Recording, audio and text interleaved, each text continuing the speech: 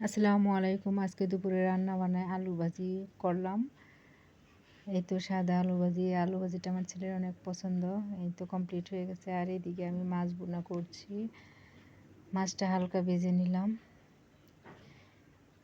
ভাজা হয়ে গেছে। এখন এই প্যানেই তেল দিয়ে মাছটা ভুনা করে নেব। এই তো তেল দিয়ে দিলাম। এখন দিয়ে দিলাম পেঁয়াজ, কাঁচামরিচ, আর দিয়ে দিলাম আদা রসুন বাটা।